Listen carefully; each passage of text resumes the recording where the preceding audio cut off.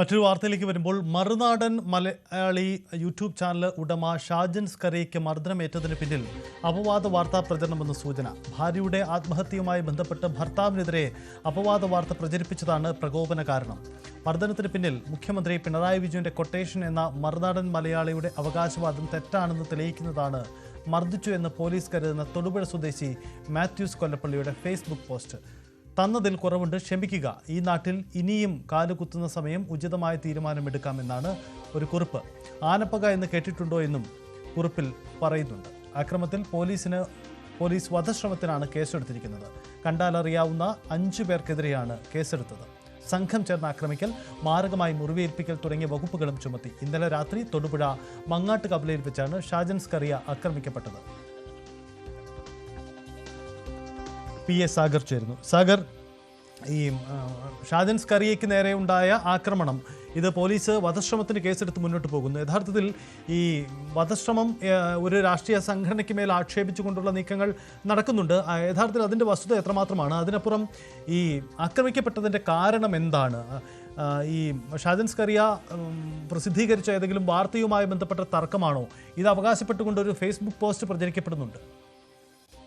തീർച്ചയായും സജിത്ത് പറഞ്ഞ പോലെ തന്നെയാണ് കാര്യങ്ങളുടെ കിടപ്പ്. ഇതിന്റെ യഥാർത്ഥ കാരണം, ഈ ഷാജൻ സ്കറിയ ഇന്നലെ ആക്രമിക്കപ്പെട്ടതിന്റെ യഥാർത്ഥ കാരണമെന്ന് പറയപ്പെടുന്നത്, ഈ ആക്രമിക്കപ്പെട്ട ആളുകളുടെ സംഘത്തിൽ ഉണ്ടായിരുന്ന ഒരാളുടെ ഭാര്യ കുറച്ച് നാളുകൾക്ക് മുമ്പ് ആത്മഹത്യ ചെയ്തിരുന്നു. ഇതുമായി ബന്ധപ്പെട്ട് ഇയാൾക്കെതിരെ അപവാദ പ്രചരണം ഷാജൻ സ്കറിയ തന്റെ യൂട്യൂബ് ചാനലിലൂടെ നടത്തി എന്നൊരു കാരണമാണ് ഈ ഇത്തരത്തിലൊരു ആക്രമണം നടക്കുവാനായി കാരണമായി പറയുന്നത്.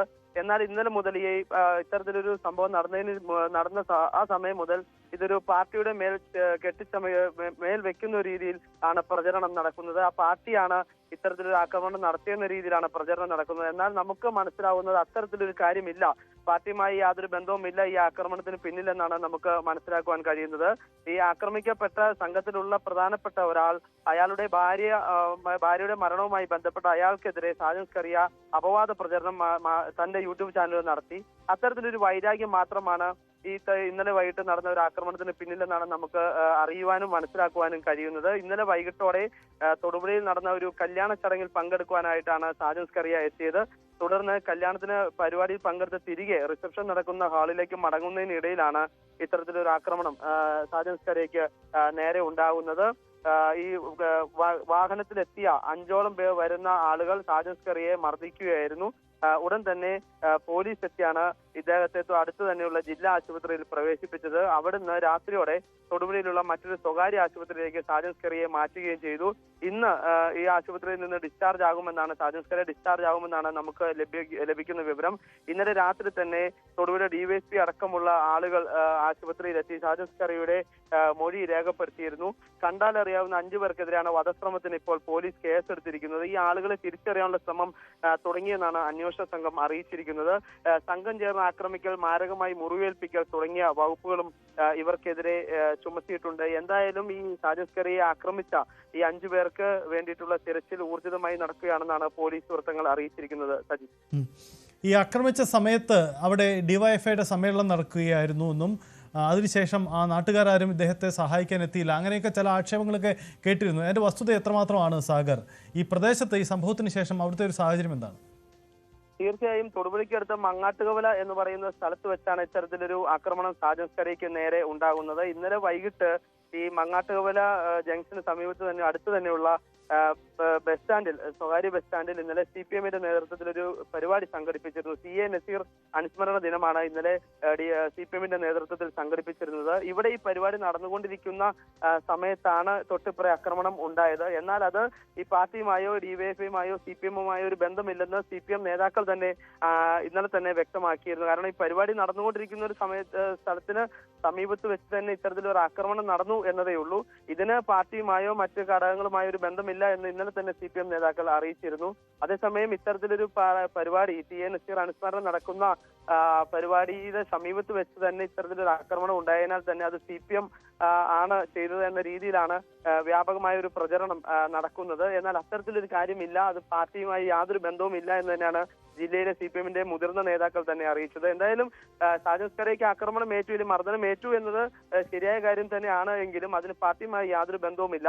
ഈ കല്യാണത്തിൽ പങ്കെടുത്ത് മടങ്ങിയ സാജൻ സ്കറിയയെ പിന്തുടർന്നെത്തിയ ഈ പറയുന്ന നമ്മൾ നേരത്തെ പറഞ്ഞതുപോലെ തന്നെയുള്ള ഒരു സംഘം എത്തി ആക്രമിക്കുകയായിരുന്നു. അതിൽ വ്യക്തിപരമായ വാർത്ത കൊടുത്തതിൽ ഈ സാജൻ സ്കറിയ തന്റെ യൂട്യൂബ് ചാനലിലൂടെ തന്നെയും തന്റെ കുടുംബത്തെയും അപമാനിക്കുന്ന രീതിയിലുള്ള വാർത്ത നൽകിയതിലുള്ള ഒരു വൈരാഗ്യം മാത്രമാണ് ഇത്തരത്തിലൊരു സംഭവം എന്നാണ് പ്രാഥമികമായി മനസ്സിലാക്കാൻ കഴിയുന്നത്. പോലീസിന്റെ ഭാഗത്തു നിന്നും അത്തരത്തിലൊരു കാര്യം തന്നെയാണ് നമുക്ക് ഇന്നലെ രാത്രി ചോദിച്ചറിഞ്ഞപ്പോൾ മനസ്സിലാക്കാൻ കഴിഞ്ഞത്. എന്നാൽ വ്യാപകമായ രീതിയിൽ ഇത്തരം പ്രചാരണം നടക്കുന്നത് അത് തെറ്റാണെന്ന് തന്നെയാണ് CPM-ന്റെ ഉന്നത നേതാക്കൾ തന്നെ അറിയിച്ചിരിക്കുന്നത്. ഇപ്പൊ ഇതിന് പാർട്ടിയുമായി യാതൊരു ബന്ധവുമില്ല. പാർട്ടിയുടെ ഒരു പരിപാടി നടന്നു എന്നത് ശരിയാണ്, അതിന് സമീപത്ത് വെച്ചാണ് ഇത്തരത്തിലൊരു ആക്രമണം നടന്നത്. എന്നാൽ അതിന് പാർട്ടിയുമായി യാതൊരു ബന്ധങ്ങളും ഇല്ല എന്ന് തന്നെ പാർട്ടി നേതൃത്വം അറിയിച്ചിട്ടുണ്ട്. അതുപോലെ തന്നെ ഈ സാജൻ സ്കറിയയ്ക്ക് ആക്രമണം നടക്കുന്ന സമയത്ത് ധാരാളം ആളുകൾ അവിടെ എത്തിയിരുന്നു.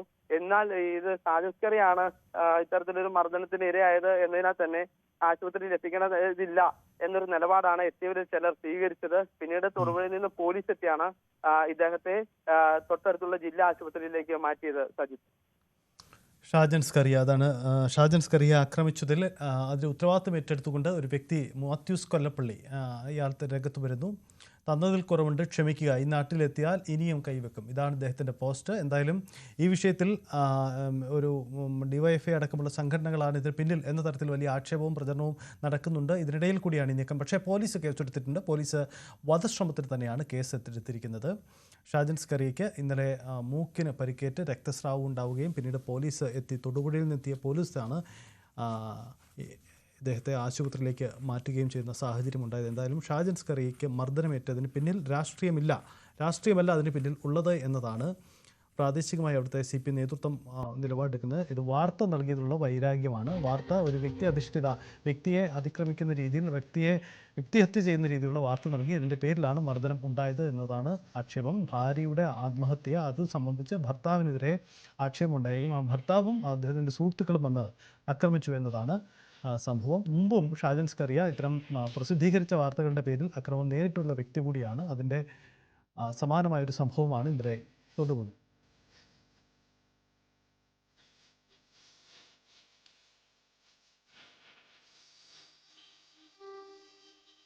ഷാജൻ സ്കറിയെ ആക്രമിച്ചതിന് പോലീസ് FIR രജിസ്റ്റർ ചെയ്തിട്ടുണ്ട്.